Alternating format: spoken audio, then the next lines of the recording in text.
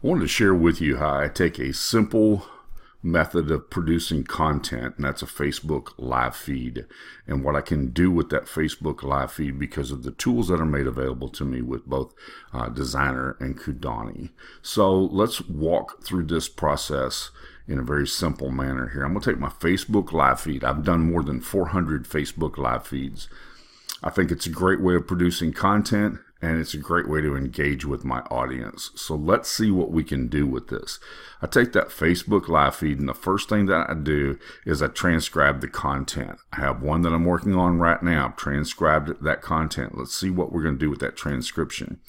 That transcription is now available to me because I can drop it in Google Docs. I can export a TXT file, and I'm going to take that Google Docs and I'm going to use that in a variety of ways in a little bit. I'm going to take the TXT file and I'm going to grab snippets from that TXT file, and I'm going to use that in other places. And so that's going to become tremendously beneficial to me. I can take the entire document and export it as an HTML file. And for one of the platforms that I use, the HTML file becomes extremely advantageous. So I have that capability because I have an agency version of Designer. The next thing is that I can take that edited transcript and I can use that in a variety of ways. And I can also create an ebook from that transcribed content. Now, that's pretty normal and we all understand how to do that. Let's take a look at what I'm going to do with it. I'm going to take that Facebook live feed and I'm going to turn it into a YouTube video. Very simple to do.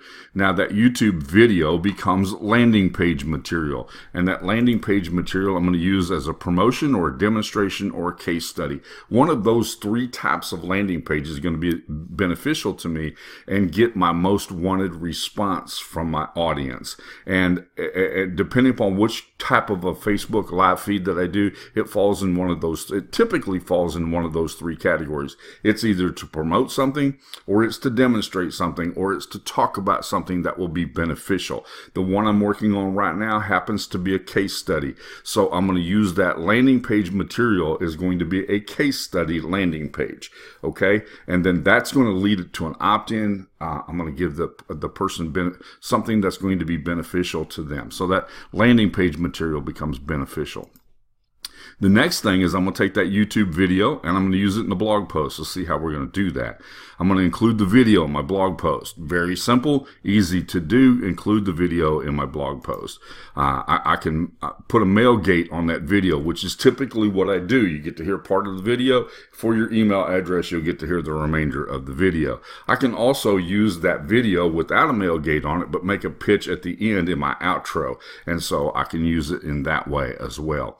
The next thing is that I'm going to use that blog post to enhance my offer. Okay, I'm going to offer to the person the video, or I'm going to offer to them the audio, or I'm going to offer to them the ebook, and so it becomes an enhancement in my blog post to the offer. I can also include that transcription in my blog post. And so now that 9-minute video that I'm working on right now, which is a case study, that 9-minute video becomes a significant amount of content that I can put into my blog post, which gives me a better chance of ranking in SEO because I now have a large volume of content. 9-minute video translates into about 1,200 words. So by taking that transcription and putting that in the blog post, adding some content to that, giving some other things, validating that in other ways, it's going to take that transcript and it's going to move my blog post up in favorability as far as Google is concerned. So that's what I'm going to do with my blog post. The next thing is I can drive traffic to my YouTube channel, and I can take that organic traffic. All right, and there's three things I do that help me with organic traffic. I enhance the description. I enhance the description, that content that I've taken and I have transcribed. See if this is going to be easier for you to see. That content that I have taken and I have transcribed, I'm now going to add a big chunk of that content in the description. I've noticed that the YouTube videos that are most favorable and most often viewed are the ones who have the longest description there. That then becomes a keyword rich content, and then it also gives me the ability to be able to have backlinks inside of my description, which will help me with organic traffic in YouTube, which is the best kind of traffic that there is. The other thing is I can use this to drive traffic from a social media standpoint. I can make my own efforts. I can do viral traffic. I can do social sharing that will drive traffic to that. Then the other thing is paid traffic. And there's a lot of questions we get in the group about paid traffic. And so let me just share with you a couple of things here. I consider a contest to be paid traffic.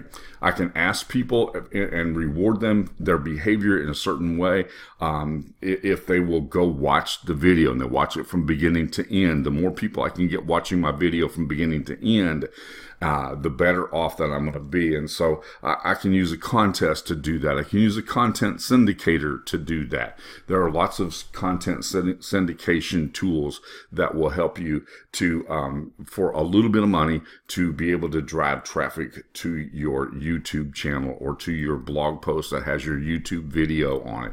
And then you can use paid ads in a variety of ways. And so those are ways that you can use paid traffic to drive traffic to your YouTube video. And then finally, I'm not going to talk about this a lot, but then I have I have a podcast content that I can use here. And the podcast content gives me access to a completely different audience that is listening to podcasts. I can offer my notes. I can offer that in the form of an ebook. I can offer it in the form of a raw transcription that I can offer to my audience inside of my podcast. Okay?